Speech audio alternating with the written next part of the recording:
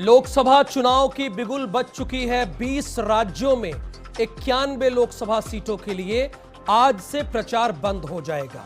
यानी 11 तारीख को यहां पर मतदान होना है और बहुत स्वाभाविक है, Bharatiya Janata party, Congress, Samajwadi party, RLD, Baspa, इन सभी ने अपना पूरा जोर लगा दिया होगा। पश्चिमी उत्तर प्रदेश यानी उत्तर प्रदेश के पश्चिमी हिस्से में भी वोटिंग होनी है, जिसमें कुल 8 लोकसभा सीटें आती हैं।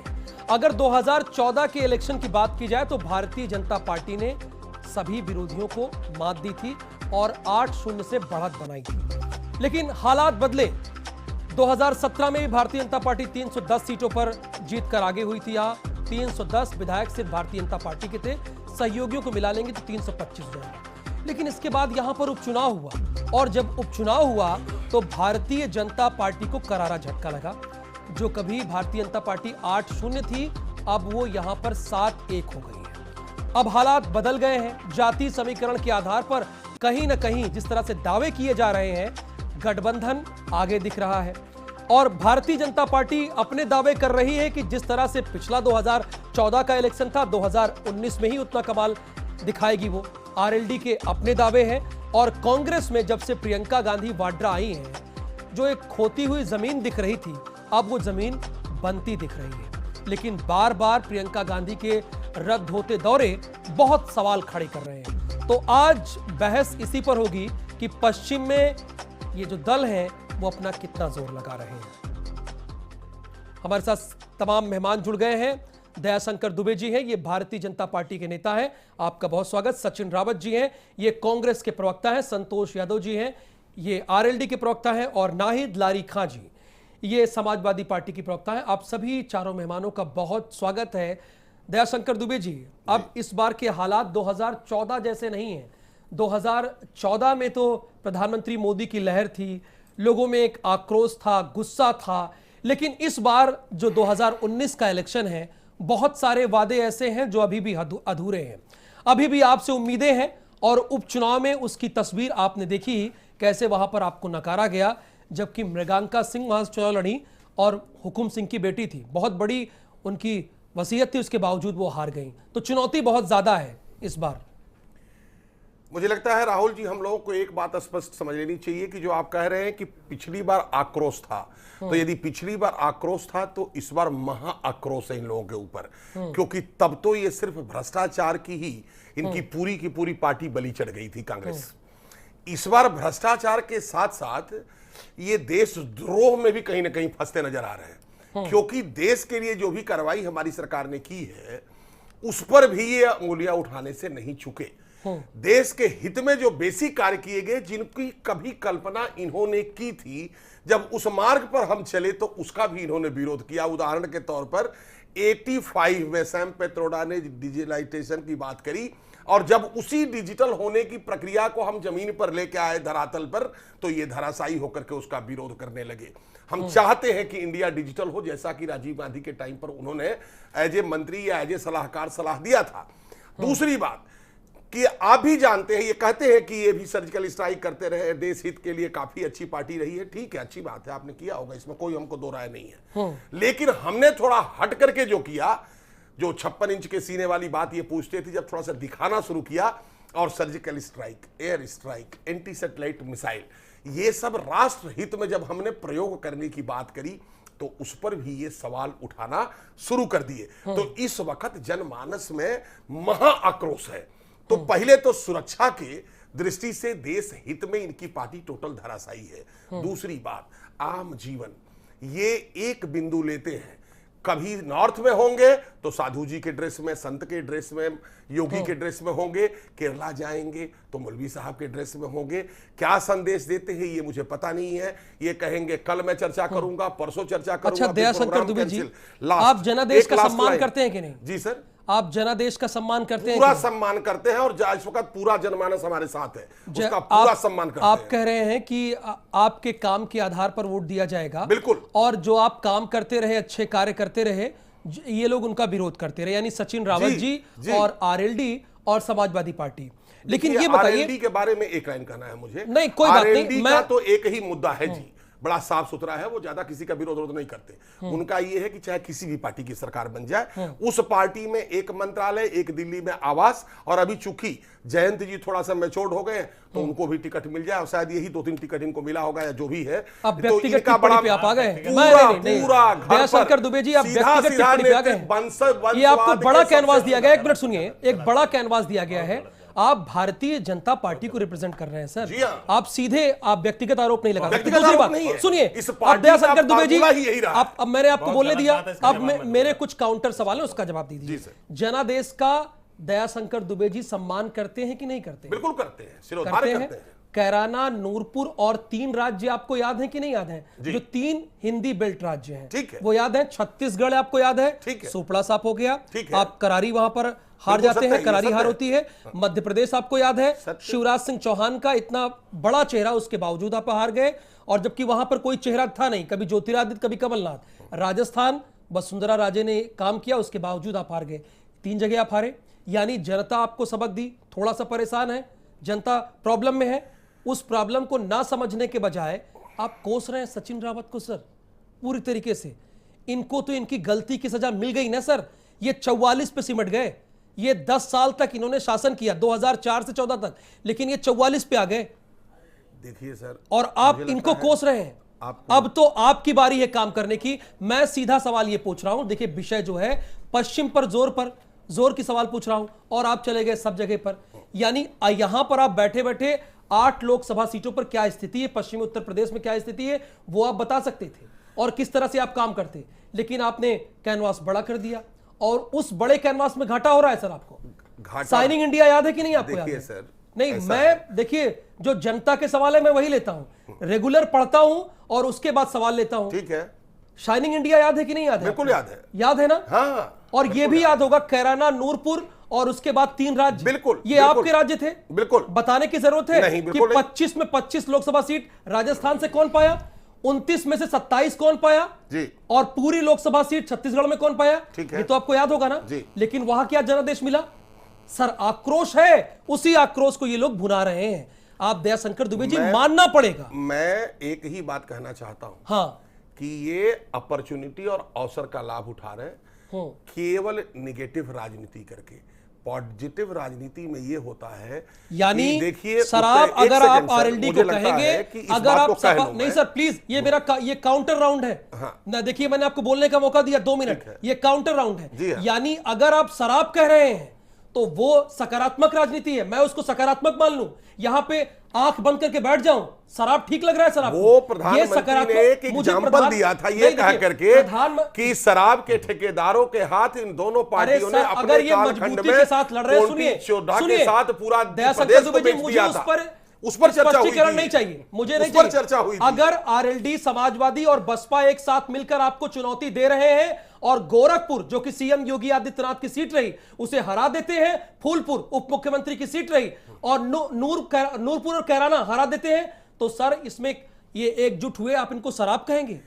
आप बड़ी लकीर कीजिए ना, आप देश आप चला रहे हैं, बड़ी लकीर खींचेंगे ना। आपको बड़े आदर दयाशंकर दुबे जी, आप बड़ी लकीर खींचेंगे कि इन्हें साफ छछूंदर कहेंगे, हम ये सब गठबंधन कहेंगे, इस तरह की भाषा हम लोग नहीं करते। नहीं अच्छी लग रही ना भाषा ये इस तरह की भाषा मैंने खबर पढ़ी है सर, खबर पढ़ लिया, न्यूज़ से हो गया। सचिन रावत जी, ये काउंटर राउंड है मेरा दयाशंकर दुबे जी से, आप बोल लीजिएगा।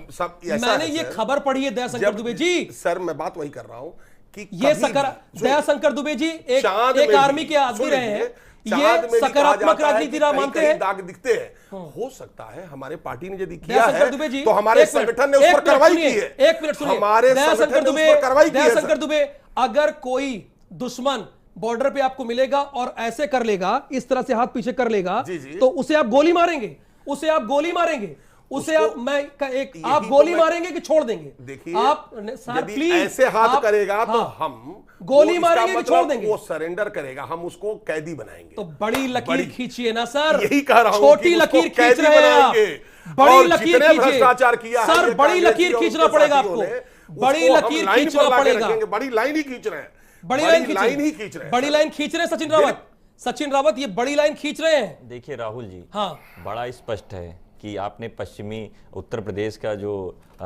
उस चुनाव के लिए जो मतदान होने हैं 11 को, उसके लिए आपने ये आज का शो रखा है। मेरा मानना है जो पश्चिमी उत्तर प्रदेश है वो सबसे ज्यादा गन्ना किसानों की पूरी वहां पे बेल्ट है। और वहां मेरठ में एक विश्वविद्यालय है, चौधरी चरण सिंह विश्वविद्यालय, और वहां का शिक्षा का हाल आपको समझने की जरूरत होगी, आपको बताने की जरूरत नहीं होगी। जो पिछले 5 सालों में वहां का शिक्षा स्तर गिरा है और गन्ना किसानों का अब तक भुगतान नहीं हुआ है उन किसानों का। और प्रधानमंत्री जी ने मेरठ में रैली करके स्पष्ट संदेश दे दिया है कि वो संवैधानिक पद पे होते हुए भी ध्रुवीकरण की राजनीति करते हैं। और दूसरी बात मैं कहूंगा दयाशंकर दुबे जी की, एक तरफ कहेंगे तो बेहतर रहेगा। मैं उसकी बात बता रहा हूं। मिला है तो आप बोल लीजिए सर। मैं बता रहा हूं, सचिन रावत जी, मैं बता रहा हूं, बेहतर रहेगा ना एक तरफ आपकी पार्टी की बात। जी मैं पूरी बात करूंगा। एक तरफ ये झूठा राष्ट्रवाद है और कांग्रेस पार्टी का राष्ट्र निर्माण है। एक चीज उस राष्ट्र निर्माण में मैं किसी भी राष्ट्रवाद को झूठा नहीं मानूंगा। मैं बता रहा हूं, नहीं वो बीजेपी का हो या कांग्रेस का हो, मैं बता रहा हूं। आप झूठा तो राहुल जी मैं 30 सेकंड में बात कंप्लीट कर लूंगा। और एयर स्ट्राइक को झूठा कह दे रहे हैं। नहीं, सर्जिकल स्ट्राइक की मैंने बात नहीं की। मैंने उन राष्ट्रवादियों की बात की है, मैंने उन राष्ट्रवादियों की बात की है जो 1947 से पहले अंग्रेजों के घर जाकर के माफीनामा लिखवाते थे, ये सावरकर और गोडसे को मानने वाले। मैंने उनकी बात की है। मैं अपनी पार्टी की बात बता रहा हूं, राष्ट्र निर्माण की। आदरणीय श्री राहुल गांधी जी ने न्याय योजना के तहत, सचिन रावत, न्याय योजना के तहत 72,000 रुपए देना चाह रहे हैं आप? बिल्कुल 72,000। सुनिए सर, 1 मिनट हो गया ना, आप काउंटर पे आ जाते हैं ना। बिल्कुल 72,000 देने के लिए 8 लोकसभा सीटों पर आपकी जीत हो, कितने कैंडिडेट आपने लड़ाया है और कितनी मजबूती से प्रचार कर रहे हैं आप वहां पर? देखिए, हम लोगों ने 8 सीटों पे भाई आपकी मंशा होगी ना, कैंडिडेट मंशा होगी कि आप गाजियाबाद में आदरणीय प्रियंका जी ने रोड शो किया था और कल हमारा बारिश की वजह से वहां पे 2 रैलियां 3 रैलियां रद्द हुई। आज प्रशासन ने इजाजत नहीं दी। प्रशासन मुझे लगता है कि सरकार द्वारा मिला है। अभी तक 5 बजे तक समय सीमा थी, लेकिन प्रशासन ने इजाजत नहीं दी है। प्रशासन जो है वो सीएम योगी आदित्यनाथ के हाथों में है क्या? नहीं, गुमराह तो कीजिए मत, चुनाव कीजिए मत मुझे आप। चुनाव आयोग मोदी सचिन रावत, मुझे आप नहीं गुमराह तो कीजिए। एक मिनट,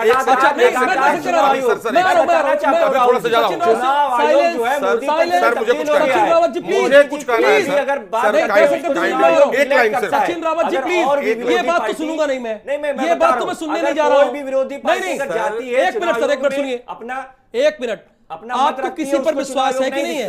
आपको चुनाव आयोग पर विश्वास नहीं है? देखिए, चुनाव आयोग तो चुनाव में क्यों जा रहे हैं? मैं आ रहा हूं, बिल्कुल आइए सर, एक लाइन के लिए। चुनाव आयोग में जाके, चुनाव में जाके हो रहे हैं आप, विश्वास नहीं? प्रशासन ने इजाजत नहीं दी रैली के लिए, ये बताइए आप। कहीं ना कहीं सरकार द्वारा मिला हुआ प्रशासन। हम लोगों ने प्रधानमंत्री के जो ये जो चलिए 2 मेंबर हमारे पास है, दयाशंकर जी दुबे जी, थोड़ा सब्र करना पड़ेगा। सचिन रावत जी, आपका टाइम ओवर। और दयाशंकर दुबे जी, मैं जानता हूं आप बोलना चाह रहे हैं, एक लाइन से, लेकिन आप आरएलडी के प्रवक्ता और नाहिद लारी खां जी का भी सम्मान करेंगे कि नहीं करेंगे? बिल्कुल करेंगे। ये आपके साथ कदम से कदम हमारे मिला के चल रहे सम्मानित लोग हैं, मान रहे हैं कि नहीं मान रहे? बिल्कुल बिल्कुल। नाहिद लारी जी, कितनी कोशिश कर रहे हैं कि 8 में से 8 आंकड़ा आपके पास हो? आपकी भी तो कुछ ग्राउंड पर स्थिति होगी ना, कुछ आप जनता के बीच लेकर आ रही होंगी ना। सचिन जी 72,000 रुपए देना चाह रहे हैं, लेकिन उन्हें प्रशासन रोक दे रहा है, प्रशासन उनका साथ नहीं दे रहा है। देखिए, जो सपा बसपा और आरएलडी का जो गठबंधन है, इनके हमारे सारे प्रत्याशी बहुत मजबूती से चुनाव लड़ रहे हैं।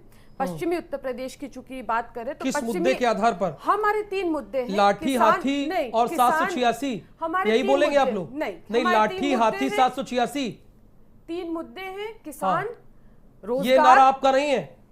किसान, रोजगार, हमारा 3 मुद्दे हैं। किसान, रोजगार और सामाजिक न्याय से महापरिवर्तन।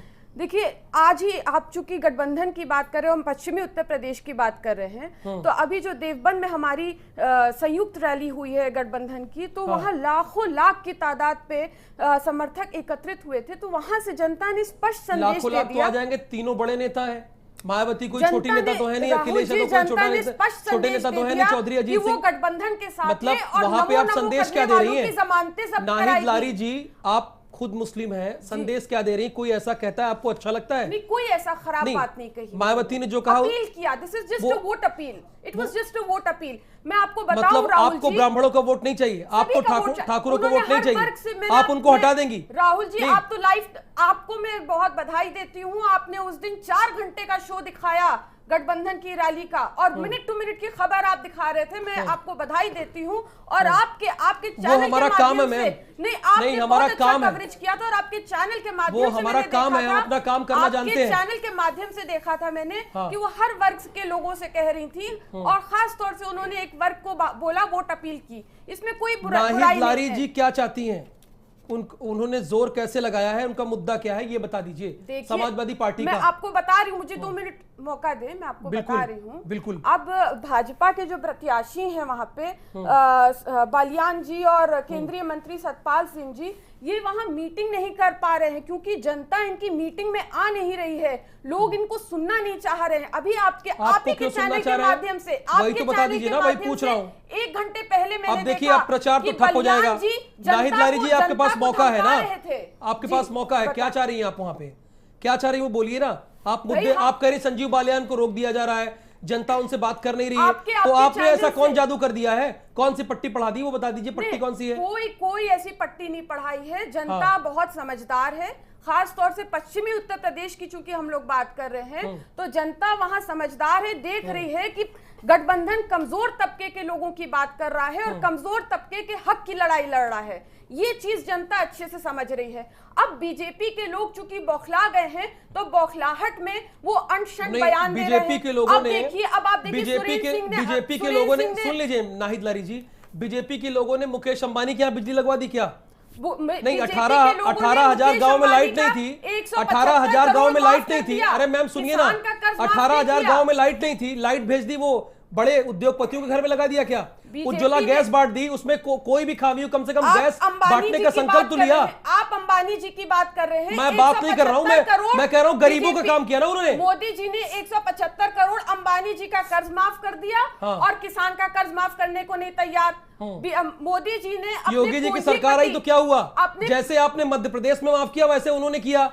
आपने भी 13 रुपए किया, इन्होंने भी 13 रुपए किया। योजना की बात कर रहे हैं। उज्ज्वला योजना के अंतर्गत अभी कल अखबार में आया था। नाहिद लारी जी, अपना एक मुद्दा बता दीजिए कि वहां आपका यही रहेगा, लाठी हाथी 786 या कुछ और है? बताया तो किसान और रोजगार और सामाजिक न्याय से परिवर्तन, हाँ, महापरिवर्तन, ये हमारा मुद्दा। हम चूंकि किसान बहुल्य क्षेत्र, आपकी सरकार आपकी रहे। मैम एक मिनट और, आपको मैं अब आप काउंटर पे आ जाइए ना, अब आप काउंटर पे आ जाइए सीधे। मैम 2 मिनट में देख, नहीं 2 मिनट में संतोष जी को दूंगा ना, संतोष जी को दूंगा। अरे मैम, ये बीजेपी के संकल्प पत्र का फर्स्ट पेज है, जिसमें मोदी जी लाखों का, तो ठीक है, उनके पास नेता है, उनके पास नेता है, वो दिखाएंगे, वोट लेंगे। अहंकार क्या होता है मैम? आप अपना तो दिखाइए, अपना नो नो साइलेंट प्लीज। अरे भाई, उनके पास नेता है संतोष जी। अब आपका संकल्प हो गया ना, हो गया सर, आप दोनों लोग प्रचार कर रहे हैं, दोनों लोग। अरे भाई, उनके पास नेता है, अरे नाहिद लारी जी नेता है, नाहिद लारी जी उनके पास नेता है, दिखाएंगे संतोष जी। ये देखिए, इस विजन डॉक्यूमेंट में हो गया ना मैम, प्लीज हो गया। नाहिद लारी जी दिख रहा है, यही असली भारत आपने बहुत अच्छा बोला, बहुत बढ़िया बोला आपने। देश की जनता ने सुना, प्रदेश की जनता ने सुना, लेकिन जो आपके सहयोगी उन्हें भी तो बोलने दीजिए। नहीं, जरूर बुलवाइए। हाँ, आप बताइए ना सर, राहुल आप कैसे जोर लगा रहे हैं? राहुल जी, सबसे पहले तो मैं अपने ब्रदर जो हमारे कर्नल साहब हैं, मैं उनसे रिक्वेस्ट करूंगा कि वो अपने शब्द वापस ले लें कृपया, ताकि मुझे व्यक्तिगत रूप से किसी पे बोलने का मौका ना मिले। मैंने सुन लीजिए, हाँ, नहीं, मेरी रिक्वेस्ट, मैंने कहा मेरी मैं उन्हें टोका, मैंने उन्हें टोका, प्लीज सर मत बोलिए ना, मैंने उन्हें टोक दिया, मैंने टोक दिया। नहीं, उनकी बारी है सर, मेरे ऊपर आरोप लग जाएगा कि बोलने नहीं दे रहे, बोल दीजिए, कहने का मौका मिलेगा। कितने लालच में 13 अब आप बोल लीजिए सर, समय आपका है। 13 दिन की इन्होंने सरकार चलाई थी, बीजेपी ने। इतने लालची आदमी है कि 13 दिन की सरकार चला के इनकी सरकार गिर गई, और ये हमको बता रहे हैं। अच्छे दिनों का वादा करने वाली ये सरकार, ठीक है, अपनी नाकामी छिपाने के लिए राष्ट्रवाद का नारा दे रही है। राष्ट्रवाद की परिभाषा माननीय आडवाणी जी ने बताई है कि जो आपका विरोधी है वो देशद्रोही नहीं होता है। इनको अपने ही नेता की कम से कम बात मान लेना चाहिए।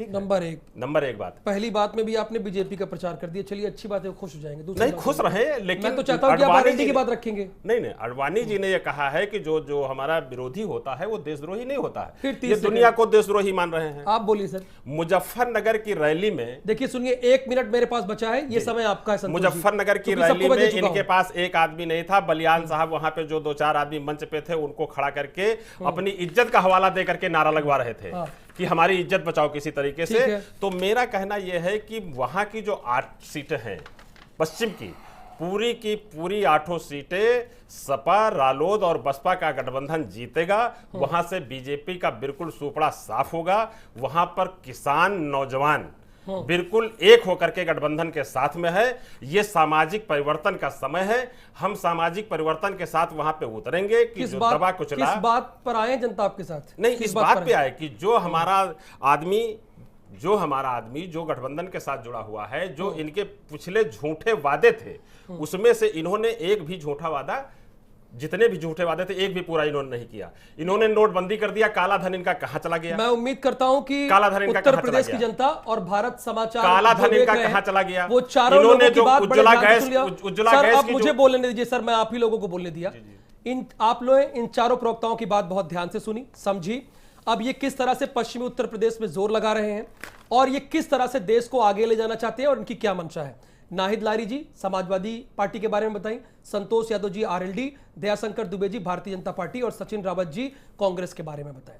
लेकिन एक चीज मैं आप लोगों से रिक्वेस्ट करूंगा और जो मैं रोज कहता हूं कि जब भी आप किसी कोई वोट मांगने आए, उससे सवाल पूछिए जो आपके मन में चल रहा है, और जब तक आपको जवाब ना मिले, जब तक आप संतुष्ट ना हो, तब तक आप मतदान ना करें। जागे, अलर्ट रहें, ये वक्त आपका है, चूंकि जनता ही जनार्दन है। बहुत धन्यवाद।